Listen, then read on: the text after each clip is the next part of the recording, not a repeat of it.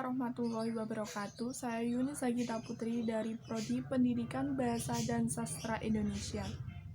Saya di sini akan mempresentasikan mengenai sastra Indonesia pada periode 1850 sampai 1933 pada mata kuliah Sejarah Sastra dengan dosen pengampu Dr. Evi Kamalah MPD.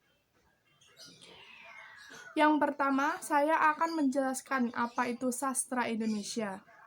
Sastra Indonesia ialah sastra berbahasa Indonesia yang sudah berkembang pada abad ke-20 sebagai tampak penerbitan pres atau surat kabar, majalah, dan buku, baik dari usaha swasta maupun pemerintah kolonial.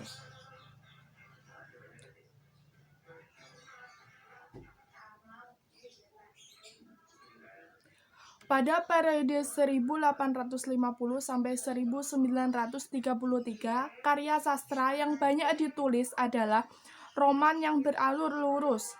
Gaya bahasanya mempergunakan perumpamaan klise dan peribahasa-peribahasa, tapi merupakan bahasa percakapan sehari-hari, banyak digresi, bercorak romantis, dan didaktis.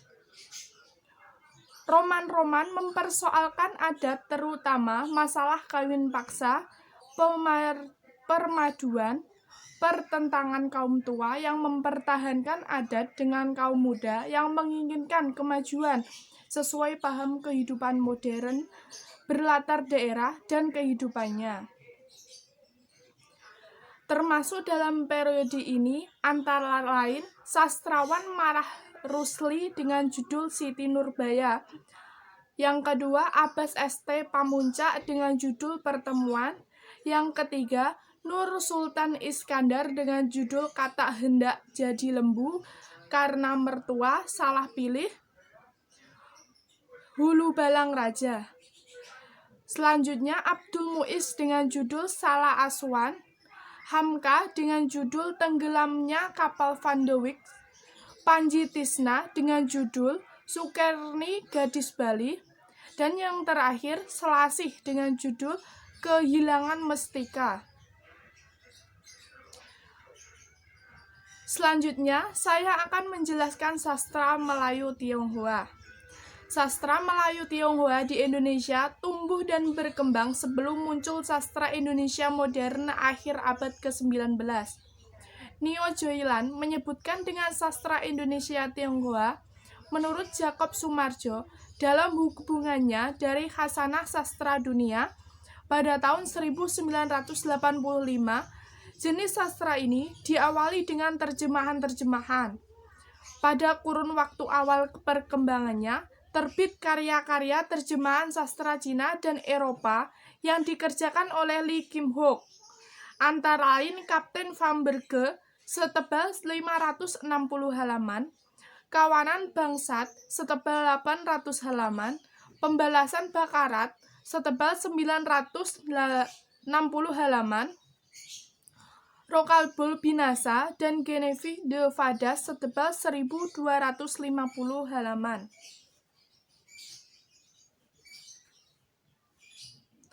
Secara kuantitatif, menurut perhitungan Couldin Salmon, selama kurun waktu hampir 100 tahun pada tahun 1870 sampai 1960, kesusastraan Melayu Tionghoa ada 806 penulis dengan 3005 karya sastra. Pramoedya Anantatur berulang kali menyebutkan masa perkembangan kesastraan Melayu Tionghoa sebagai masa asimilasi, masa transisi dari kesusastraan lama ke kesusastraan baru. Tahun 1971, C.W. Watson menyebutkan pendahulu kesusastraan Indonesia modern. Karena pengaruh kebijakan politik, sastra Melayu Tionghoa pada masa dahulu tidak diperhitungkan dalam khasanah sastra Indonesia. Salah satu alasannya ialah bahwa karya sastra ini menggunakan bahasa Melayu pasar yang dianggap rendah. Sementara karya sastra Balai Pustaka menggunakan bahasa Melayu tinggi yang dianggap sebagai bagian kebudayaan bangsa. Argumentasi di atas dibantah ketika Literature in Malay by the Guinness of Indonesia, a Provincial Annotated Bibliography, di Paris pada tahun 1981 terbit. Kemudian Claudine pun menulis tentang kesastraan dan mampu membuktikan secara ilmiah bahwa genre kesastraan ini sebetulnya adalah bagian tak terpisahkan dalam sastra Indonesia.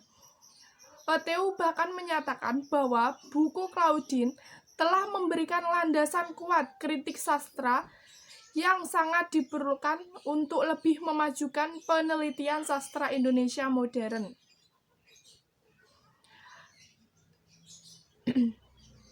Karya sastra para penanakan Tionghoa berlatar masa 1870 sampai 1960.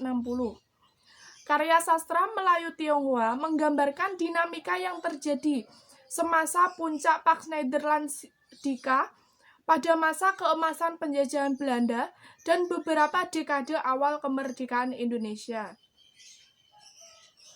Kisah-kisah dalam karya sastra Melayu Tionghoa menggambarkan pergulatan mencari identitas dan pengakuan yang dialami etnis Tionghoa di Indonesia. Tampak pula keragaman dalam masyarakat Tionghoa yang berorientasi ke tanah leluhur, memuja kolonialisme Belanda, atau berusaha menjadi orang Indonesia. Sebuah fakta lagi yang menguak betapa heterogennya masyarakat Tionghoa di Indonesia, di mana sering disamaratakan dengan stereotip tertentu.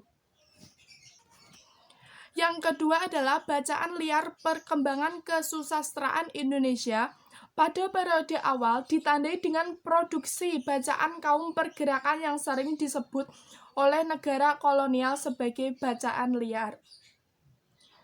Kaum pergerakan memandang produksi bacaan mereka sebagai bagian yang tak terpisahkan dari mesin pergerakan, dengan tujuan untuk mengikat dan menggerakkan kaum kromo, kaum buruh, dan kaum tani yang tak tertanah.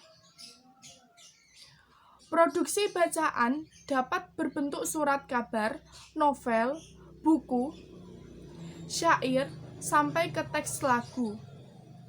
Bagi mereka, bacaan merupakan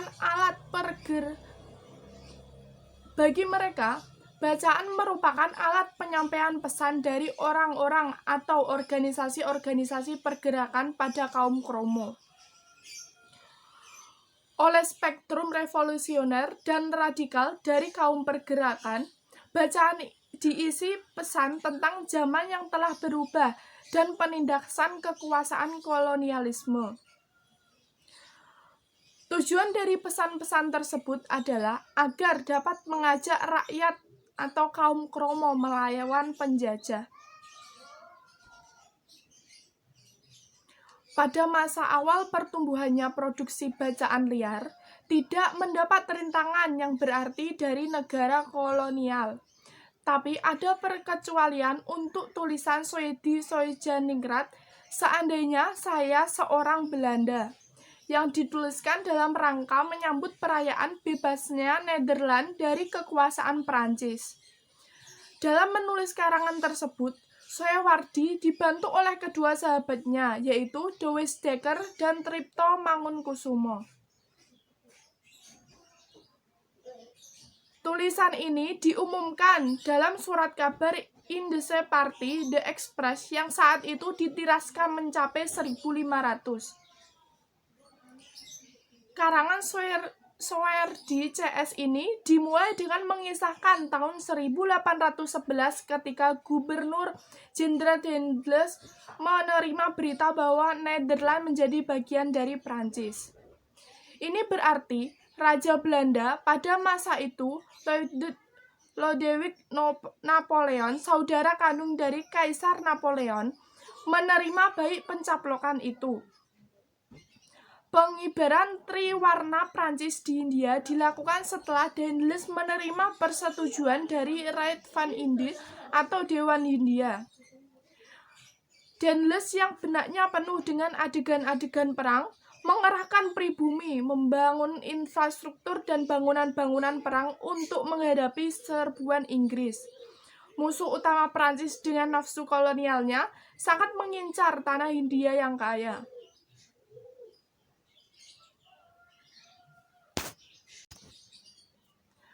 Selanjutnya adalah sastra koran. Perkembangan kesusastraan Indonesia tidak dapat lepas dari peranan koran atau surat kabar.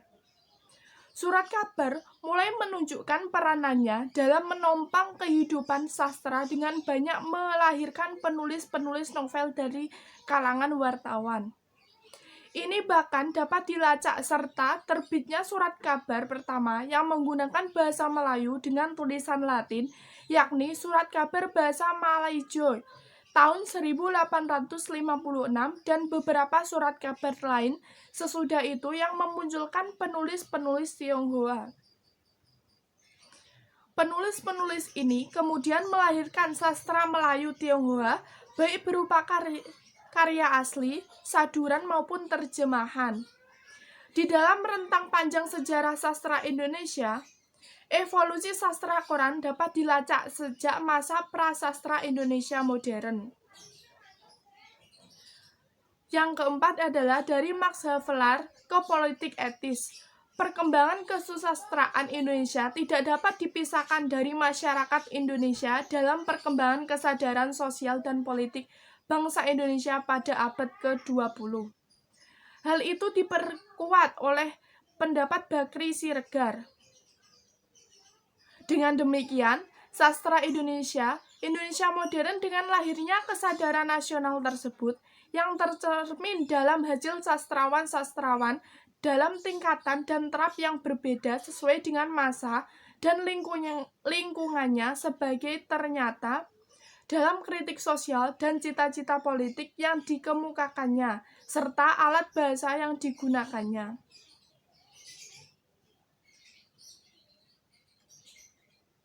Selanjutnya, yang kelima adalah Balai Pustaka. Perkembangan kesusastraan Indonesia modern tidak bisa dipisahkan dari keberadaan Balai Pustaka. Balai Pustaka sendiri pada awalnya adalah komisi untuk bacaan sekolah pribumi dan bacaan rakyat atau Commission for the Inlandse Social Infrastructure yang didirikan pada tahun 1908. Komisi ini dimaksudkan untuk memerangi bacaan liar yang banyak beredar pada awal abad ke-20. Secara sepihak, Belanda menyebutkan sebagai saudagar kitab yang kurang suci hatinya, penerbit tidak bertanggung jawab, agitator dan bacaan liar. Selain juga memerangi pengaruh nasionalisme dan sosialisme yang mulai tumbuh subur di kalangan pemuda pelajar. Oleh karena itulah, perlunya pemerintah kolonial untuk menyediakan bacaan ringan yang sehat untuk lulusan sekolah rendah. Institusi Balai Pustaka yang memberikan pertimbangan dan juga turut memberi pertimbangan kepada negara kolonial tentang pemilihan naskah bacaan bagi perpustakaan sekolah dan masyarakat kolonial umumnya. Pengurusnya terdiri dari 6 orang yang diketuai oleh Dr. G.A.J. Dr.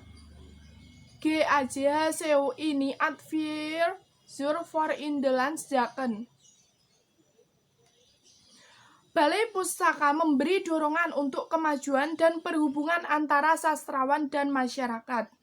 Melihat berbagai pendapat pro dan kontra tentang peran Balai Pustaka dalam perkembangan kesusastraan Indonesia, tidak perlu ditetapkan nama yang besar. Dalam hal ini, kita melihat objektif. Ditetapkan bahwa Balai Pustaka telah memberikan kesempatan kepada pengarang dan editor Indonesia sebagai penerbit yang luas jaringannya, sehingga terbukalah pendidik yang luas jaringannya, sehingga pendidikan dapat dinikmati oleh bangsa Indonesia. Sekian presentasi dari saya. Wassalamualaikum warahmatullahi wabarakatuh.